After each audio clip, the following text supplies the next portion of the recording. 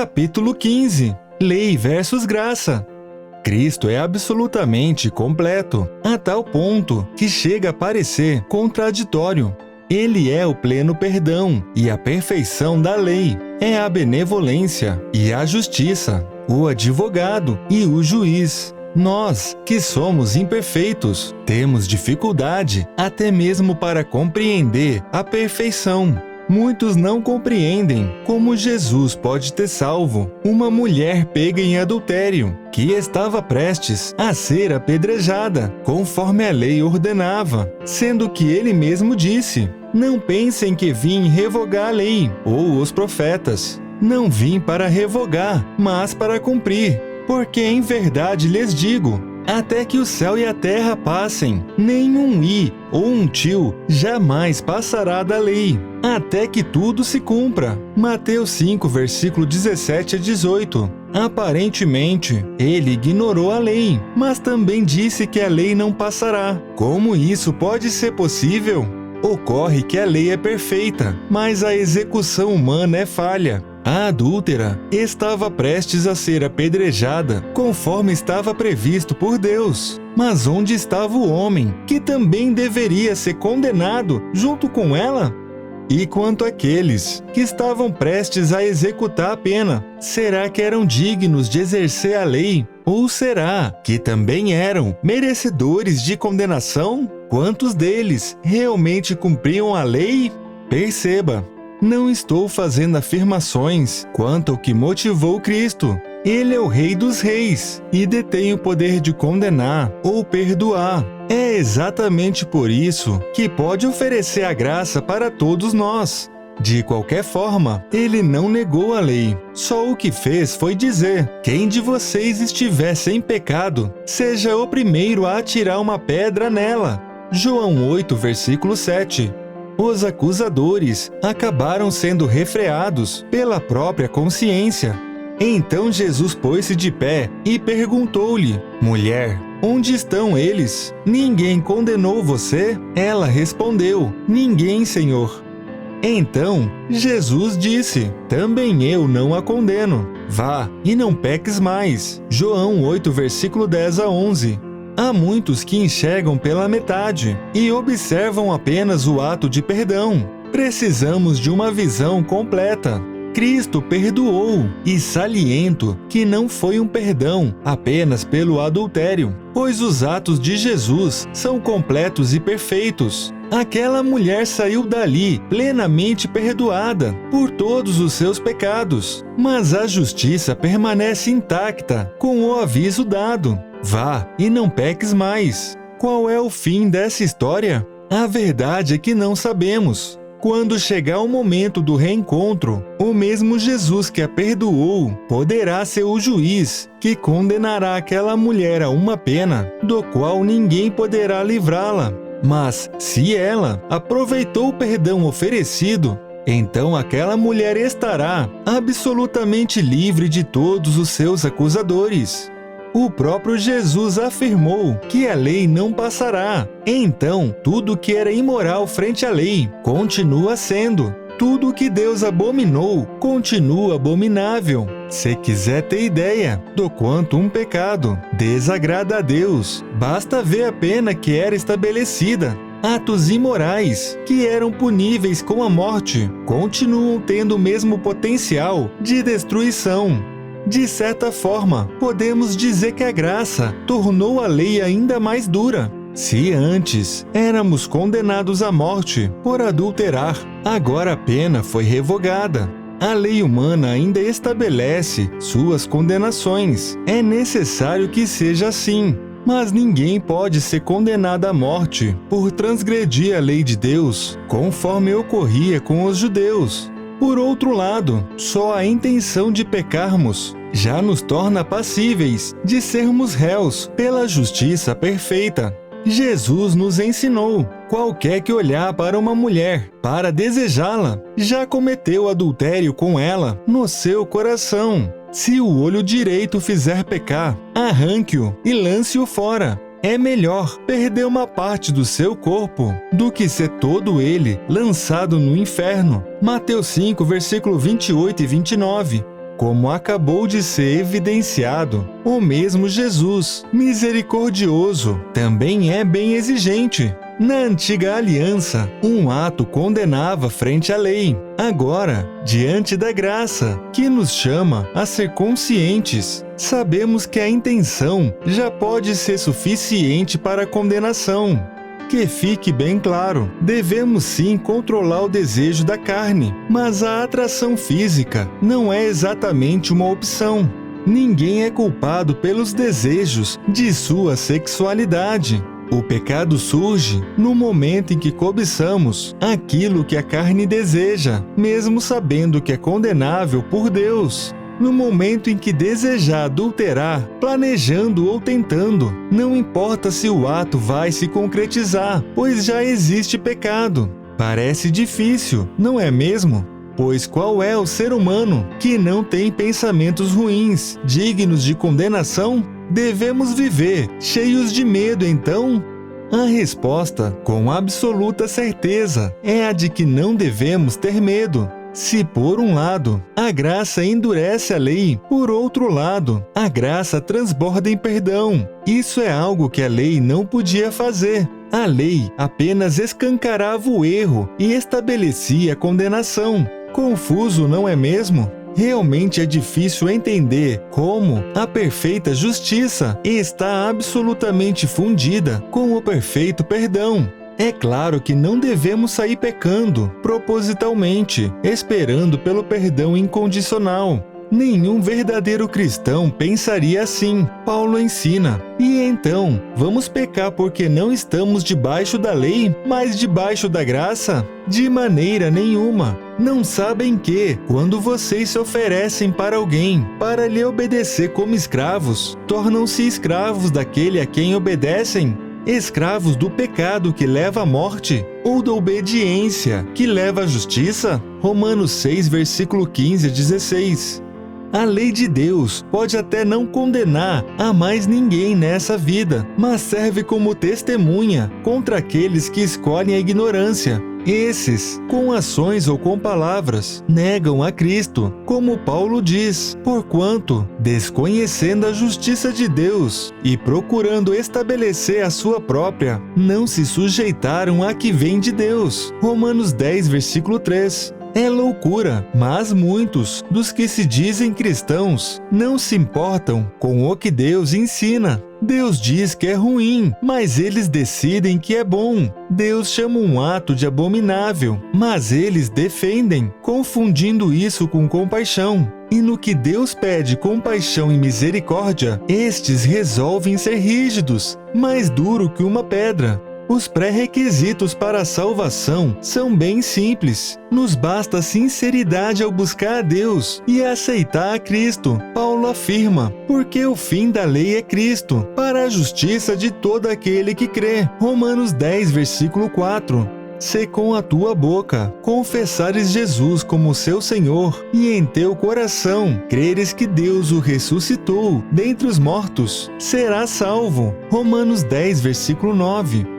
Como podemos ter certeza se estamos mesmo confessando a Jesus e crendo de fato em Deus? Paulo também explica como, porém, invocarão aquele em quem não creram? E como crerão naquele de quem nada ouviram? E como ouvirão, se não há quem pregue? E como pregarão, se não forem enviados? Como está escrito, quão formosos são os pés dos que anunciam coisas boas. Romanos 10, versículo 14 e 15. Ou seja, comece escutando sobre ele, busque conhecer seu Pai e creia nele. É simples assim. Depois de fazer isso, já estará salvo. E nos convém então anunciar a salvação a outros, quer seja homem ou mulher, velho ou jovem, prisioneiro ou livre. Não existe nada melhor do que anunciar que a salvação está ao alcance de todos, através de Cristo. Porquanto a Escritura diz, todo aquele que nele crê não será confundido, pois não há distinção entre judeu e grego, uma vez que o mesmo é o Senhor de todos,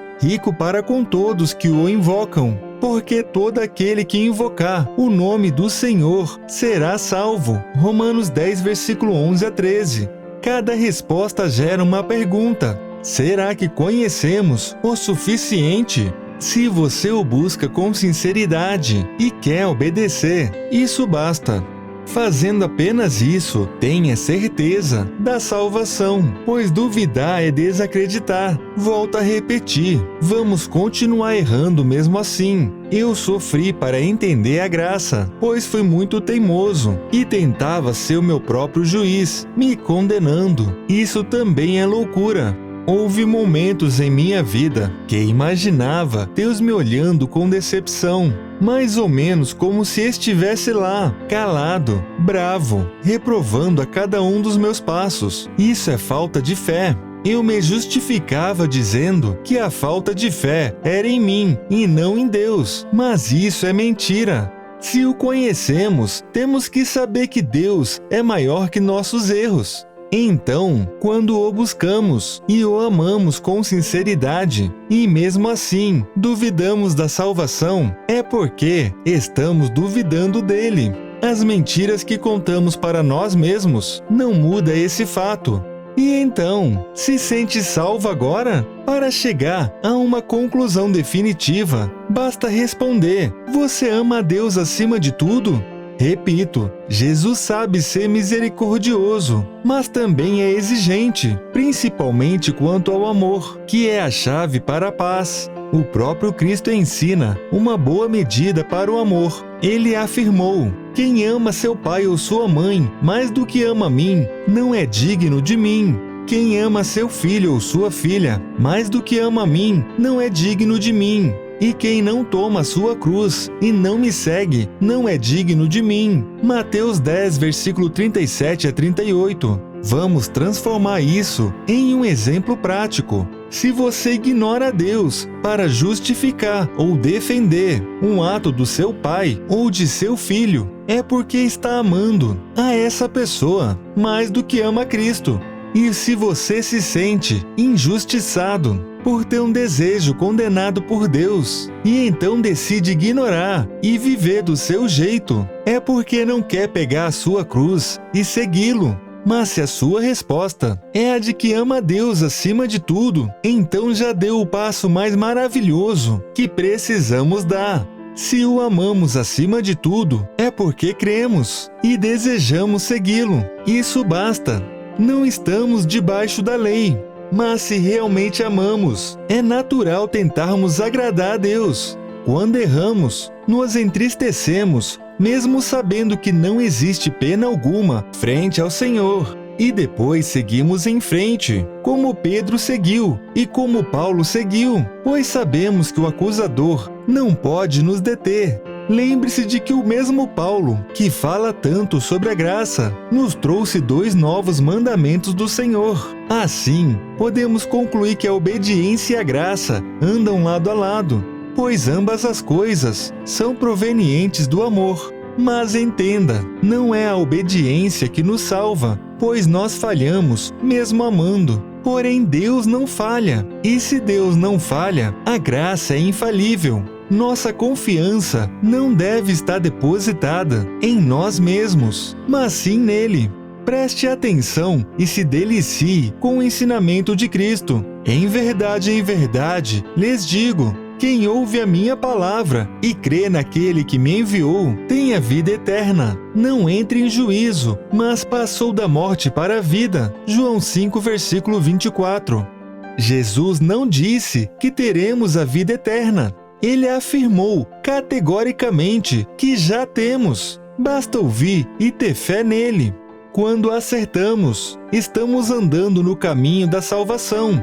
E quando erramos, continuamos salvos, do mesmo jeito. Pare de ser teimoso como eu fui e aceite. Se você o ama, crê e ouve as palavras dele, então já tem a vida eterna. Aqui, agora, isso já está garantido. É importante estar atento com a falsa justiça. Vale o alerta. Tenha cuidado com os enganadores. Há pessoas que exaltam a Deus, mantendo um coração tão vazio quanto um deserto. Jesus nos avisa: nem todo aquele que me diz, Senhor, Senhor, entrará no reino dos céus, mas apenas aquele que faz a vontade do Pai entrará nos céus. Muitos me dirão naquele dia: Senhor, Senhor, não profetizamos nós em Teu nome? Em Teu nome não expulsamos demônios? E não fizemos muitos milagres? Então eu lhes direi claramente: nunca os conheci. Afastem-se de mim, vocês, que praticam o mal. Mateus 7, versículo 21 a 23. Devemos ficar atentos com os lobos devoradores e nos afastar. Cristo avisa: cuidado com os falsos profetas. Ele vem a vocês vestidos de peles de ovelhas, mas por dentro são lobos devoradores. Vocês o reconhecerão por seus frutos. Pode alguém colher uvas de um espinheiro? Ou figos de ervas daninhas? Semelhantemente, toda árvore boa dá frutos bons, mas a árvore ruim dá frutos ruins. Mateus 7, versículo 15 a 17. Essas pessoas são aquelas que procuram benefício próprio, tendo algum tipo de ambição egoísta. A fé aparente se torna apenas um meio de exercer influência ou gerar lucros. A maior rigidez de Jesus pode ser observada justamente quando estava falando com aqueles que eram grandes conhecedores da lei. Jesus nos avisa: pois eu lhes digo que se a justiça de vocês não for muito superior à dos fariseus e mestres da lei, de modo nenhum entrarão no reino dos céus. Mateus 5, versículo 20. Ou seja, não adianta ter a lei na ponta da língua, se o conhecimento for pura hipocrisia. Em outra passagem, Cristo explica: os mestres da lei e os fariseus se assentam na cadeira de Moisés. Obedeçam-lhes e façam tudo o que eles dizem,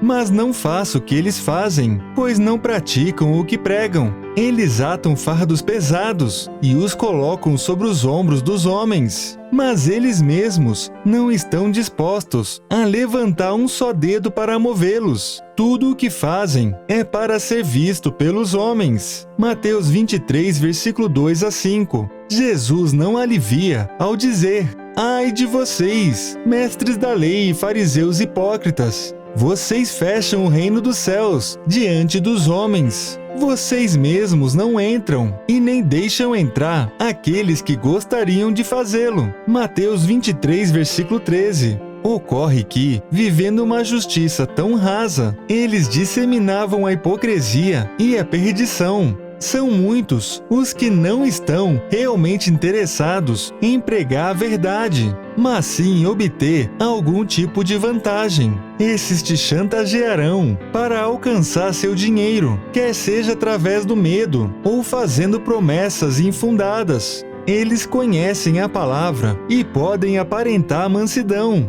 mas assim que tentamos nos esquivar, veremos suas garras afiadas. Esses indivíduos são bons em atacar, quer seja para te convencer ou para te calar, e eles sabem utilizar a Bíblia com habilidade. Essas pessoas levam muitos à descrença. Ao ter grandes decepções, alguns começam a considerar que tudo é puro fingimento. Outros percebem a vantagem que podem ser alcançadas e seguem o mesmo caminho, abandonando a fé e abraçando a hipocrisia. Não permita que isso te aconteça.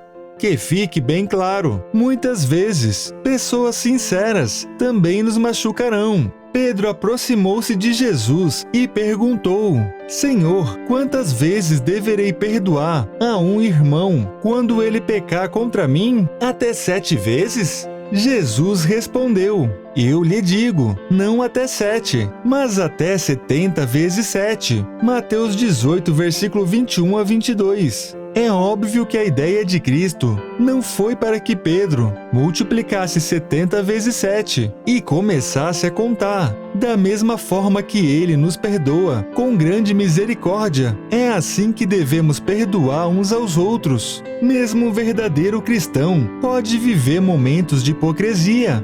Até o próprio Pedro acabou sendo repreendido por Paulo por agir com hipocrisia. Um cristão pode acabar errando por se sentir magoado, ou por estar cansado, por estar com medo, ou simplesmente por não saber dosar seus sentimentos frente a uma situação. É preciso ter cautela para aprendermos a distinguir entre aqueles que não passam de lobos devoradores, daqueles que podem estar precisando de ajuda e não de julgamento. Devemos afastar os lobos. Mas o único capaz de fazer a verdadeira separação é Cristo. Ele nos ensina através de uma parábola. Ao tirar o joio, vocês poderão arrancar com ele o trigo. Deixem que cresçam juntos até a colheita. Então direi aos encarregados da colheita: juntem primeiro o joio e o amarrem em feixes para ser queimado.